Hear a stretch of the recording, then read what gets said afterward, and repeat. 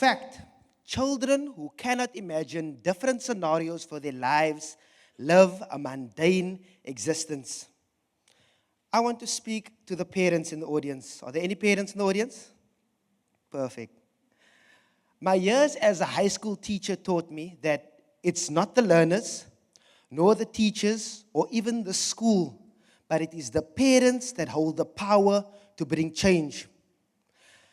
I've seen children who can't do basic mathematics. They can't read. They can't think outside the box, and they have no dreams. And yet, as far as I know, every parent wants their child to have the best dream. So how do we fix this?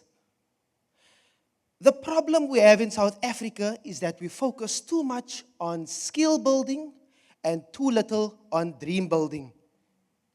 Before you can teach a child a skill, you must first give them a dream to believe in. And once they have that dream develops into desire. And that desire makes them chase after the skills necessary to make that dream a reality. So, we must first build dreams. Personally, I'm a dreamer. I have big dreams for myself and big dreams for the world that I live in. And one of the reasons why I have such big dreams is because at a young age, my mother introduced me to fantasy fiction.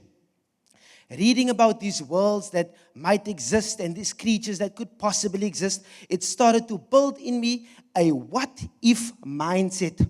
What if these things were actually real? What if?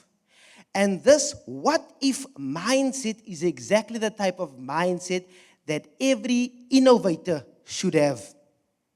Steve Jobs, Elon Musk, Charles Buerta, Rapaleng Rabana, Mark Shuttleworth, Mark Zuckerberg, all these people are well-known innovators. All these people have what-if mindsets, and all these people love reading fantasy fiction. They love it. And if we want to create innovators like these, we must first start by building a what-if mindset in our children today. But I want to share with you one sad fact of the WCD school system. Beyond grade 4, there are no fantasy books in the prescribed literature. None. Just take a moment to think about that. Beyond grade 4, there are no fantasy books in the prescribed literature. Now, when I say fantasy, I'm not talking about those books that teenage girls read on Wattpad. Some of you will get that joke later.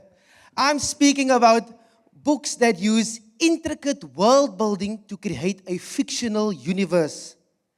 These types of books, when you read them, it forces you to think of scenarios and possibilities outside of what you can only imagine. And the fact that we have taken this out of our schools tells me we have replaced those kinds of books with books that teach you about what is instead of what could be. And that is sad.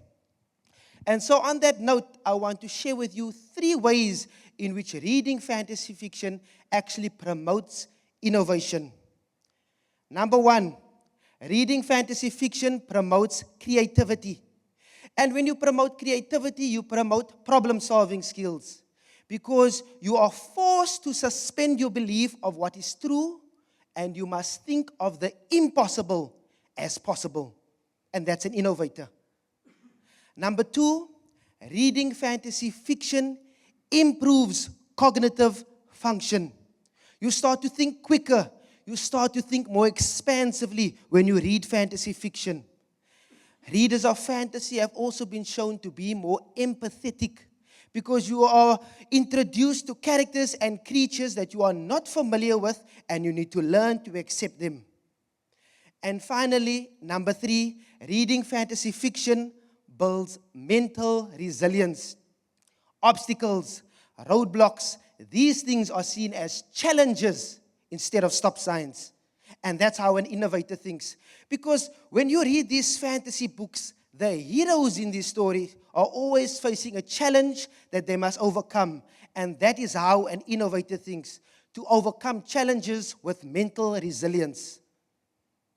Parents, the future of our children are in your hands. Did you know that parents have a right to decide what goes in the curriculum of our schools? Did you know that parents have a right to decide what their children are being exposed to? Did you know that parents have the right to decide what goes in the prescribed reading list of our children? Did you know that?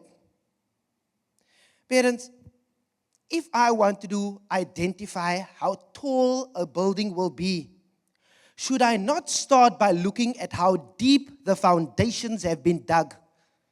We take the same approach with our schools. We first fix the primary schools. We first build a foundation of dreams and desires. And once that foundation has been laid, now we teach them the skills that they need to chase after those dreams. Parents, we need to make sure that schools and other educational institutions start to recognize the importance of fantasy fiction. How do we build dreams in a cost-effective way? Fantasy books. Because when you read fantasy, it builds that all-important creativity problem, that all-important problem-solving skill, that all-important proactive thought pattern that you need to become an innovator.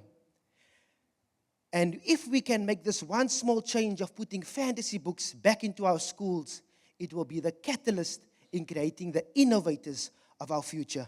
Thank you.